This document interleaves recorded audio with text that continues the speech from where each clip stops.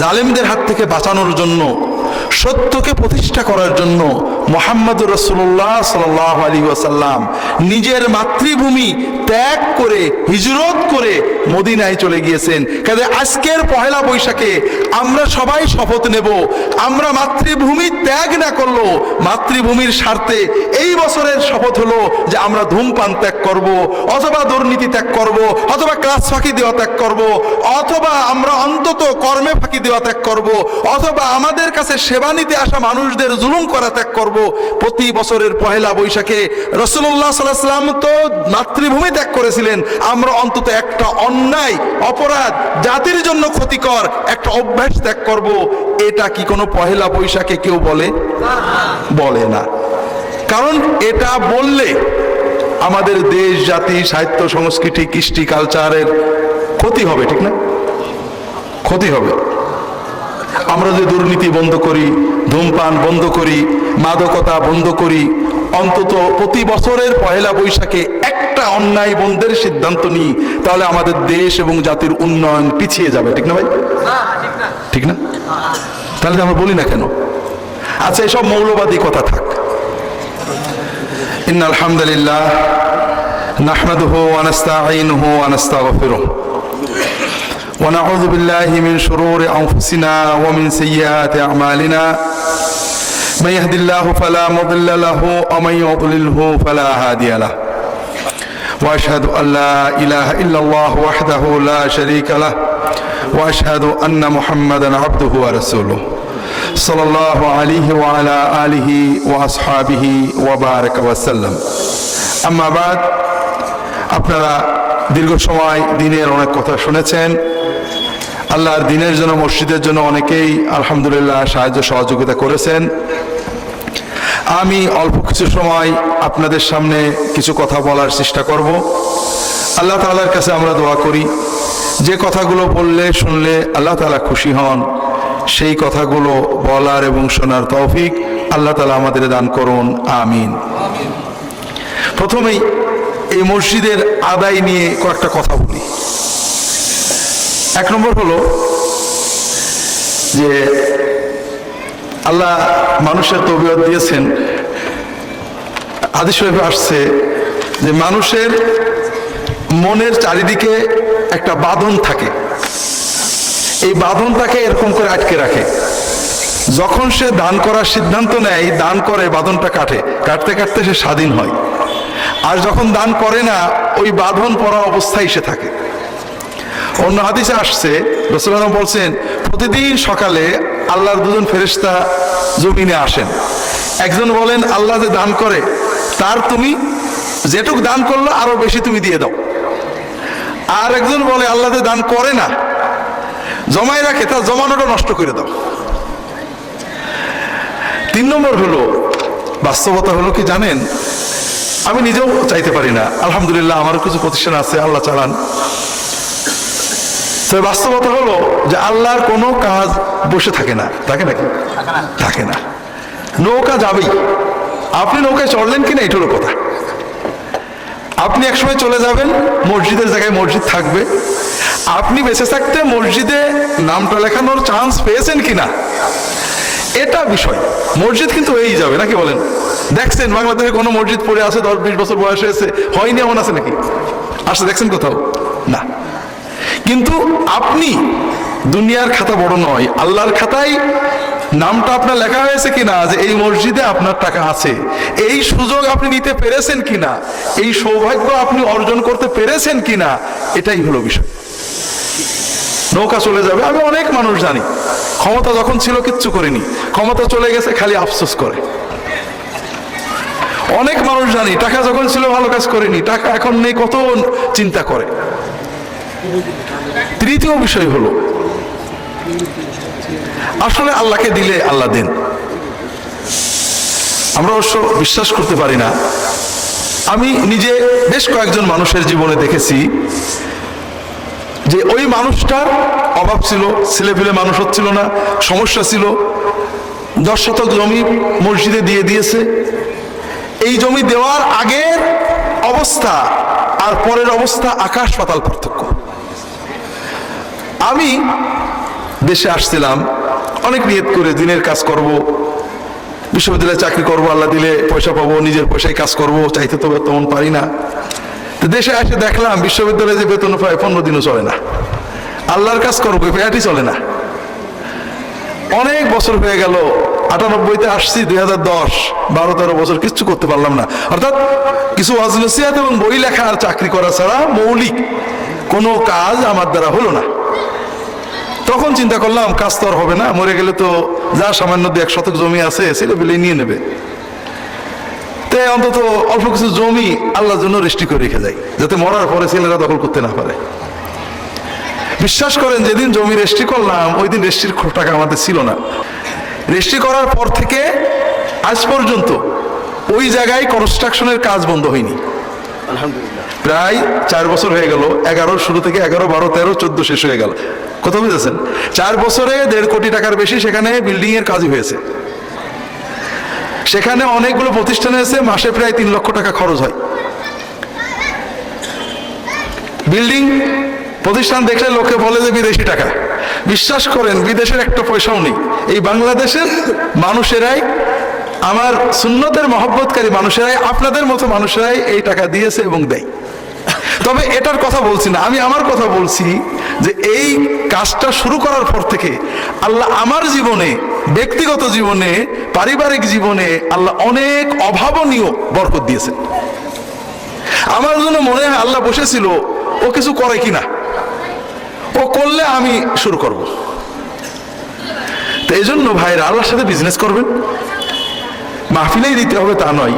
আমি আমার জীবনের অভিজ্ঞতা থেকে বলছি, আল্লাহকে দেবেন, আমাদেরকে না, আল্লাহকে দেবেন, আল্লাহ বাড়িয়ে দেবে। আল্লাহর ওয়াদা কখনোই ব্যর্থ হয় না। এই জন্য মসজিদ যারা করেন তারা সৌভাগ্যবান, আপনারাও করবেন। মসজিদ নিয়ে কিছু কথা আমরা দুপুরে আলোচনায় বলছিলাম, এটা আমার আজকের আলোচনা নয়। মসজিদ হয়ে যাবে, আল্লাহ আপনাদের বাঁচিয়ে রাখলে দেখবেন 10 বছর 15 বছর পর এখানে 70-5 তলা একটা বিরাট মসজিদ হয়ে আছে। আল্লাহ করে দিয়েছে। যার সৌভাগ্য হবে টাকা দেবে, যার সৌভাগ্য হবে না দেবে না। আপনারা সবাই চলে যাবেন, আমরা চলে যাব, মসজিদ থেকে যাবে।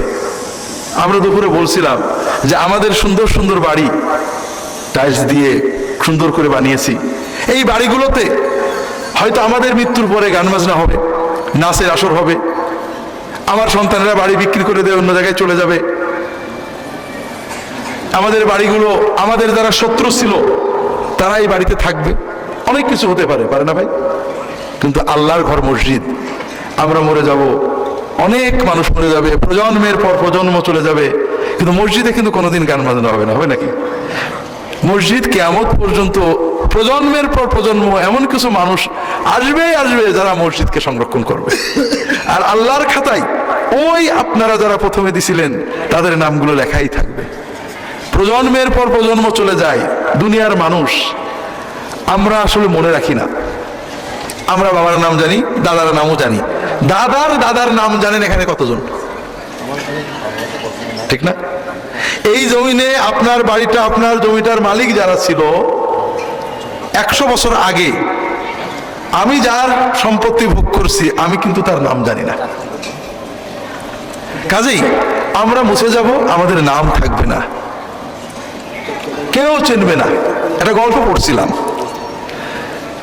গল্পটা কাল্পনিক, যে আল্লাহর কাছে 2 জন মানুষ অনুমতি চেয়েছে, আল্লাহ একদিনের জন্য আমাদের দুনিয়ায় দাও। অনেক আগে, 200 বছর আগে মারা গেছে, 100 বছর আগে, একদিনের জন্য একটু দুনিয়ায় যাবো দেখে আর।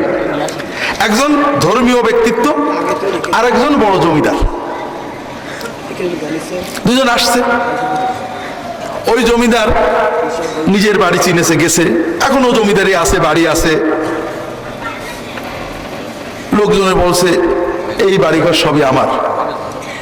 লোকজন শুনেছে, শুনে লাঠি শুনে মারতে এসে, যে বলে কি ডাকাতে এসে ভয়ে পালিয়ে চলে গেছে। আর ধর্মীয় ব্যক্তিত্ব যে, তার কিছু, তাকে দেখে, হুজুর আপনি কে? তা আমার নাম অমুক। আল্লাহ আল্লাহ আল্লাহ, দুনিয়ার মানুষ পাগল হয়ে গেছে, অমুক হুজুর আবার এসে। কথা বোঝেননি? তো যাই হোক, তারা চলে গেছে। এই গল্পের সারটা কি? যে এই যে আমরা দুনিয়াতে যে সম্পদ আমার বলে ভোগ করছি, কয়েক বছর পরে আমি এসে যদি দাবি করি আমাকে লাঠিপিটা করা হবে, ঠিক না? কিন্তু আল্লাহর খাতায় যে নাম লেখা হয় ওটা কিন্তু মোছে না।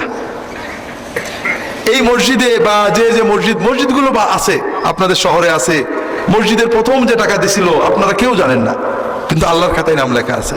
এই মসজিদ কিয়ামত পর্যন্ত যত মানুষ ইবাদত করবে তার খাতায় সবটা যেতেই থাকবে, কারণ আল্লাহর যোগ বিয়োগে কোনো ভুল হয় না, হয় নাকি না? তো কাজে আল্লাহর সাথে বিজনেস করতে শেখেন ভাইরা। আমি আমার জীবনের অভিজ্ঞতা দিয়ে বলবো, আল্লাহর সাথে বিজনেস করে কেউ ঠকেনি। আল্লাহ তাআলা আমাদের সবাইকে জীবনটাকে সত্যিকারের বোঝার তৌফিক দান করুন, আমিন। তা আমার আজকে এটা আলোচনার কথা ছিল না, আমি সাধারণত ওয়াজ মাহফিল ওয়াজ শুনি না। তা আমি একটু আগে আসাতে ভাইয়ের মোহতারাম শেখের চাওয়া শুনলাম, এই জন্য কথাগুলো মনে আসলো। আরেকটা কথা মনে আসলো, অনেক শিক্ষিত মানুষ, আধুনিক মানুষ, তারা মসজিদ মাদ্রাসাকে টিটকেরি দিয়ে বলে এই ভিক্ষা শিক্ষা করে বানাই, যত মসজিদ আছে সে বানাই। কথা বোঝেন? আচ্ছা বলেন তো, আমাদের দেশে যত বড় বড় কাজ আছে রাষ্ট্রীয় সামাজিক, এগুলো কারোর একার টাকায় হয়েছে না সবার টাকায় হয়েছে? আমার আপনার পকেট থেকে জোর করে ছিনিয়ে নেওয়া ট্যাক্সের টাকা লুটপাট করে আর বাকিটা দিয়ে হয়েছে, ঠিক না? এরপরে চাওয়া কয়েক রকম থাকে। আমার কাছে আলহামদুলিল্লাহ চাওয়া চাই, আমরা গরিব মানুষ। আপনাদের কাছে বাজারে ঘাটে মাঝে মাঝে এসে চাই, কেউ অস্ত্র নিয়ে এসে চায়, কেউ রাজনৈতিক পরিচয় নিয়ে এসে চায় না? আপনারা তাদেরকে দেন না দেন তো? এই খুশি হয়ে দেন না বাধ্য হয়ে দেন? আচ্ছা ওই চাওয়া ভালো না আমরা এই যে যা হুজুর দেন ভাই দেন সেই চাওয়া ভালো? হ্যাঁ, যারা জোর করে অস্ত্রের ভয় দেখিয়ে ধোঁকাবাজি করে কেড়ে নিয়ে মানুষের পকেটের টাকা কৌশলে নিয়ে খায়, লুটপাট করে, তারা আবার বলে মসজিদ নাকি চেয়ে চেয়ে হয়। আরে মসজিদ তো মানুষের কাছে হাত পাতে দাও, এটা তো কোনো জোর জুলুম করে না, ঠিক না? 2 নম্বর কথা হলো ভাইরা, মসজিদ চেয়ে হয় সেটা না, মসজিদ আপনাদেরকে উদ্বুদ্ধ করে, কিন্তু চাওয়ার বাইরেও দেওয়ার মতো মানুষ আছে না নেই? অনেক আছে, আমি জানি না, আমাদের কাছে মানুষ আছে টাকা দেয়, কেউ জানে না। তো এই জন্য দিনের কাজগুলো তো এভাবেই হবে নাকি? ইউনিসেফ টাকা দেয় মসজিদের জন্য?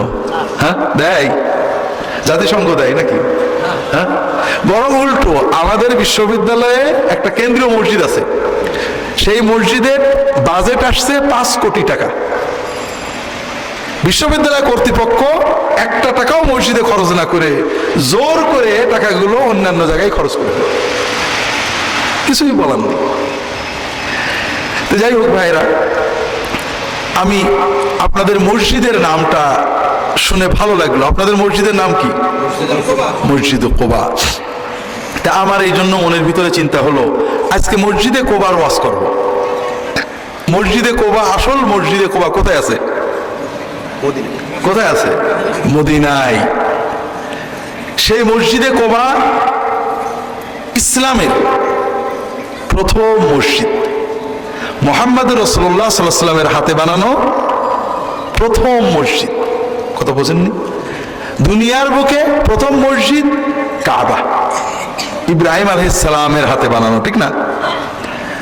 আর মুহাম্মদ রাসূলুল্লাহ সাল্লাল্লাহু আলাইহি ওয়াসাল্লামের হাতে বানানো প্রথম মসজিদটার নাম কি? মসজিদে কোবা। এই মসজিদে কোবা রাসূলুল্লাহ সাল্লাল্লাহু আলাইহি ওয়াসাল্লাম কিভাবে বানালেন? কোবাটা হলো মদিনার যে মূল শহর, এটার থেকে মাত্র 3 কিলো বা 4 কিলো হবে। রাসূলুল্লাহ সাল্লাল্লাহু আলাইহি ওয়াসাল্লাম এই মসজিদ প্রথম বানালেন। তাও কি আজকে কয় তারিখ? 20-এ। আরো তারিখ আমাদের আছে নাকি? মনে নেই, মাস মনে আছে কিনা? কি মাস? সফর মাস, আলহামদুলিল্লাহ। আরো একটা তারিখ আছে, হ্যাঁ, তো ওইটা কি মাস? পৌষ মাস। মাশাআল্লাহ। আসলে আমরা বাঙালিরা পরিচয়ের সংকটে ভুগি। আমাদের পরিচয় কি? ডিসেম্বর না বৈশাখ নাকি মুহররম? এখনো আমরা ঠিক করতে পারিনি। বৈশাখ বা আমরা যেটা বললাম মাঘ, মাঘের একটা সাল আছে না? কত সালের মাঘ? 1421 সালের মাঘ মাস। 1421, যদি 1421 থেকে ব্যাক করে একসময় এক ছিল না, সেই একটা কি? এই 1421 যেমন 2014 এটা শুরু ছিল না, সেই শুরুটা কোথার থেকে? সেই এক কিসের থেকে? যীশু খ্রিস্ট জন্মদিন থেকে, তাই না? অবশ্য হিসাবে গোলমাল আছে, তবে আমরা বলি বা সাধারণ মানুষ জানে 2014 মানে ঠিক আজ থেকে 2014 বছর আগে যীশু খ্রিস্টের জন্ম হয়েছিল, ঠিক না? এই জন্য এটার নাম হলো খ্রিস্টাব্দ। তাহলে আজ থেকে 1421 বছর আগে কি হয়েছিল আমরা জানি না, কারণ আমরা বাঙালি জাতি অস্তিত্বের পরিচয়ের সংকটে ভুগি। 1421 সালের মাঘ মাস মানে হলো আজ থেকে 1421 বছর আগে মুহাম্মদুর রাসূলুল্লাহ সাল্লাল্লাহু আলাইহি ওয়াসাল্লাম মক্কা শরীফ থেকে মদিনা শরীফে হিজরত করেছিলেন। তাহলে 1421 হিজরি, তবে বাংলা হিজরি। তাহলে আমাদের যে বাংলা সাল এটাও কিন্তু হিজরি সাল, কথা বোঝেন? এটার সাথে আমাদের নারীর সম্পর্ক আছে। কিন্তু দুর্ভাগ্য হলো যে আমরা বছরে একদিনের জন্য বাঙালি হই। কোন দিনে? পহেলা বৈশাখ। আর বাকি 364 দিন আমরা খ্রিস্টান থাকি, নাউজুবিল্লাহ, খ্রিস্টাব্দ। একবার কৌতুক শুনছিলাম, ইন্ডিয়ান কৌতুক, ভানুর, যে আমি খুবই জাতীয়তাবাদী। ভারতীয় একজন নেতা বলছে আমি স্বদেশী। কিভাবে? আমি গান্ধীজির জন্মদিনে চরকায় সুতা কাটি। কথা বুঝতে পারেননি? গান্ধীজির জন্মদিনে চরকায় সুতা কাটি, আর বাকি 364 দিন বিদেশি কাপড় পরি। কাজেই আমি একজন ইমানদার স্বদেশী জাতীয়তাবাদী, ঠিক আছে? আমরাও ঠিক একদিনের জন্য ইমানদার বাঙালি, ঠিক না? তবে ওই দিনেও আমরা কিন্তু বাঙালি হই না, ওই দিনে আমরা শয়তান হই। কারণ এই বাঙালি জাতি আজ থেকে 10, 20, 100, 200 বছর আগেও তো বাঙালি ছিল। তারা কি পহেলা বৈশাখে এই সব করতো যেগুলো আমরা করি? ইন্ডিয়ার মানুষ কিন্তু এখনো বাংলা পঞ্জিকা ব্যবহার করে। তাদের রাজনৈতিক সামাজিক হিসাবপত্র বাংলা পঞ্জিকায় হয়, কিন্তু তারা কিন্তু পহেলা বৈশাখে আমরা যা করি তা করে না। কিছুই পাবেন না ইন্ডিয়াতে। কলকাতায় পহেলা বৈশাখে যাবেন, কিছুই না। এই আগের জামানায় যেমন হালকাতা বা হিসাবপত্র ওইগুলোই আছে। আজ থেকে 10 বছর, 20 বছর, 30 বছর আগে বাঙালি জাতি কি বাঙালি ছিল না ইংরেজ ছিল? যারা কি এগুলো করতো না। তাহলে এগুলো তো বাঙালি জাতিসত্তার সাথে কোনো সম্পর্ক নেই, এগুলো চাপিয়ে দেওয়া হয়েছে একটা বিশেষ স্বার্থে। আচ্ছা বলেন, পহেলা বৈশাখে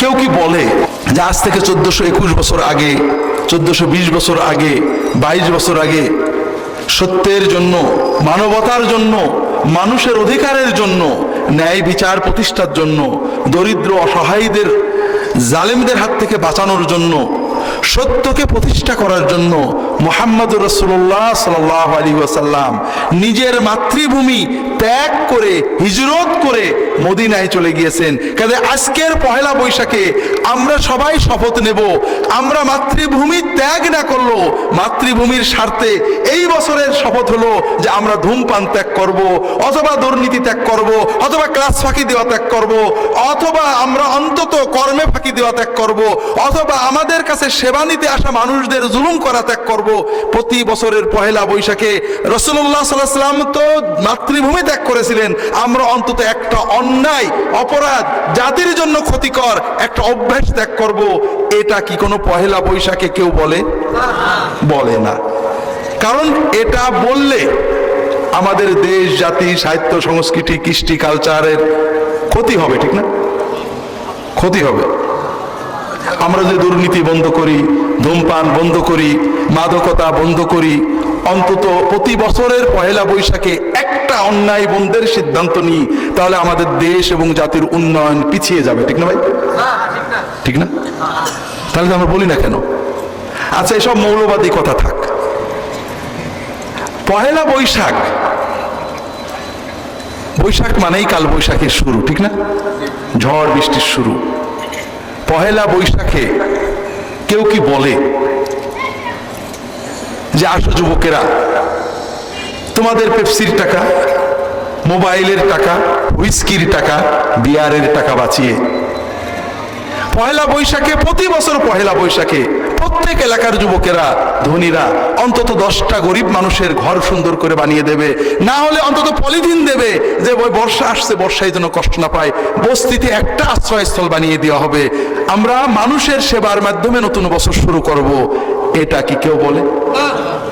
কারণ এরকম কিছু বললে আমাদের স্বাধীনতা, সার্বভৌমত্ব, জাতীয়তাবাদ, কৃষ্টি কালচার বিপন্ন হয়ে যাবে, ঠিক না ভাই? হবে না? হবে না। কিন্তু আমরা বলি না। আমরা কি করি? এসো হে বৈশাখ, এসো হে বৈশাখ বলি, তাই না? এসো এসো। আমাদের বিশ্ববিদ্যালয়ে ওয়াল রাইটিং থাকে, ছাত্র ইউনিয়নের ছেলেরা বিশেষ করে লেখে, সাম্প্রদায়িক শিক্ষা বন্ধ করো, বিজ্ঞান ভিত্তিক শিক্ষা চালু করো। শুনতে খুব মজা শোনা যায়, বিজ্ঞান ভিত্তিক শিক্ষা লাগবে, ভালো কথা। আচ্ছা, বৈশাখকে ডাকলে শোনে, এটা কোন বিজ্ঞান বলে? নিশ্চয়ই শোনে বৈশাখ। আমরা যদি বলো এসো হে বৈশাখ, বৈশাখ তো শুনতে পাচ্ছে, এটা তো বিজ্ঞান ভিত্তিক কাজ, ঠিক না? বড় অদ্ভুত লাগে। আপনারা জানেন এটা হলো প্যাগানিজম। প্রাচীন প্যাগানরা, বর্বররা বিশ্বাস করত যে প্রকৃতির মতো চললে প্রকৃতি আমাদের দেখে। বৃষ্টি হয় না, মাটিতে পানি ঢেলে কাদা মাখো, তোমার কাদা মাখা দেখে বৃষ্টি দেবে। আমাদের দেশে একসময় ছিল, কথা বোঝেন না? এই প্রাচীন প্যাগানিজম, বর্বরতা আমরা ফিরিয়ে এনেছি সভ্যতার নামে। কোনো বিজ্ঞান যেটা মানে না, কোনো মানবতা যেটা মানে না, 31st নাইটে 0 আওয়ারে নাচ গান দিয়ে শুরু করো, নতুন বছর সুন্দর হবে। নাউজুবিল্লাহ। 31st নাইটে নাচ গান করলে তো 2015 সাল আমাদের দেখবে, কাজে বছর ভালো হয়ে যাবে নাকি? পয়লা বৈশাখে এসো হে বৈশাখ, এসো হে বৈশাখ, ধুয়ে দাও জরাজি, এটা বললে তো বৈশাখ শুনে ওটা আমাদের নামগুলো রেকর্ড করতে হবে নাকি? এটা কি বিজ্ঞান? মূর্খতা, বর্বরতা, প্যাগানিজম, মূর্তি পূজা, প্রকৃতি পূজা। আমরা সভ্যতার নামে, সংস্কৃতির নামে প্রকৃতি পূজা, মূর্তি পূজা, বর্বরতা শেখাচ্ছি। কেন? কারণ আছে।